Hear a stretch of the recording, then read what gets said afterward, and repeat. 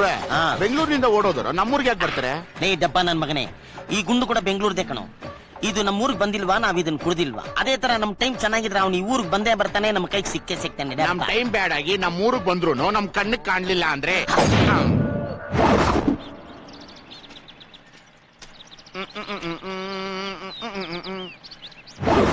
Boss boss ಅಕ್ಕಡ್ చూడు ಎಕ್ಕಡ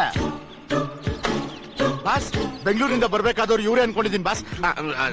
phone ಮಾಡ್ಬಿಡ್ತೀನಿ boss, ಒಂದ್ ಫೋನ್ ಮಾಡ್ಬಿಡ್ತೀನಿ. ಲೇ ಇವ್ರು ಅವರಾಗಿಲ್ಲ ಅಂದ್ರೆ ಅವ್ರು ನಮ್ಮನ್ನ ನಾವಾಗಿರಕ್ ಬಿಡಲ್ಲ. ಮೊದ್ಲು ಕನ್ಫರ್ಮ್ ಮಾಡ್ಕೋಬೇಕು. Follow me. ನಮಸ್ಕಾರ ಸರ್. ಹಲೋ ನಮಸ್ಕಾರ. ಇಲ್ಲಿ ಮೈಸೂರ್ಗೆ ಹೋಗಕ್ಕೆ ಯಾವ್ದಾರ ಒಂದ್ ಗಾಡಿ ಸಿಗುತ್ತಾ? ನೀವೆಲ್ಲಿಂದ ಬಂದಿದ್ದೀರಾ? ಬೆಂಗಳೂರಿಂದ. ಬಾಸ್ ಫೋನ್ ಮಾಡ್ಲಾ? ಯಾವ ಗಾಡಿನೂ ಸಿಗೋದಿಲ್ಲ. ಹೋಗ್ಲಿ, ಇಲ್ಲಿ ಉಳ್ಕೊಳಕ್ ಗಿಳ್ಕೊಳಕ್ಕೆ ಯಾವ್ದಾರ ಹೋಟ್ಲ್ ಗಿಟ್ಲು? ಉಳ್ಕೊಳಕ್ಕೂ ಸಿಗೋದಿಲ್ಲ, ತಿನ್ನೋಕ್ಕೂ ಸಿಗೋದಿಲ್ಲ. ಮತ್ ನೀವೆಲ್ಲ ಹೇಗ್ ಬದುಕಿದೀರಾ? ನಾನ್ ಹೇಳಿದ್ದು ನಿಮ್ ತರ ಹೊರಗಡೆಯಿಂದ ಬಂದವರಿಗೆ. ಏನು ಸಿಗಲ್ಲ ಅಂತೀರಾ? ಮತ್ ಸೆಲ್ ಫೋನ್ ಎಲ್ಲ ಇಟ್ಕೊಂಡಿದೀರಾ? ನೀರೇ ಇಲ್ದೇ ಇರೋ ಹಳ್ಳಿಲಿ ಕೂಡ ನೆಟ್ವರ್ಕ್ ಸಿಗುತ್ತೆ. That is India. ನಿಮ್ಗೊಂದ್ ಸೈಕಾಲಜಿ ಗೊತ್ತಾ? ನಮ್ಮ ದೇಶದಲ್ಲಿ ತಿಂದೆ ಹೋದ್ರೆ ಬದುಕ್ತಾರೆ, ಆದ್ರೆ ಮಾತಾಡದೆ ಹೋದ್ರೆ ಬದುಕಲ್ಲ. ನಿಮ್ ತರ ಕರೆಕ್ಟ್ ಆಗಿ. ನನ್ನ ಹತ್ರ ಒಂದು ಲವ್ ಹೌಸ್ ಇದೆ. ಓಡ್ ಬಂದ ಲವರ್ಸ್ ಮಾತ್ರ ಅದ್ರಲ್ಲಿ ಆಶ್ರಯ ಕೊಡ್ತೀವಿ. ಅದೇನು ಓಡ್ ಬಂದವ್ರಿಗೆ ಮಾತ್ರ? ಓಡ್ ಬಂದ್ರು ಕೊಡ್ತೀವಿ, ನಡ್ಕೊಂಡ್ ಬಂದ್ರು ಕೊಡ್ತೀವಿ. ಲವರ್ಸ್ಗೆ ಆಶ್ರಯ ಕೊಡೋದು ನನ್ನ ಹಾಬಿ.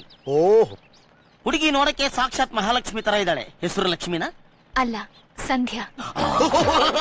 ಬಾಸ್ ಒಂದ್ ಫೋನ್ ಮಾಡ್ಬಿಡ್ತೀನಿ ಬಾಸ್. ನೀನ್ ಹೋಗಿ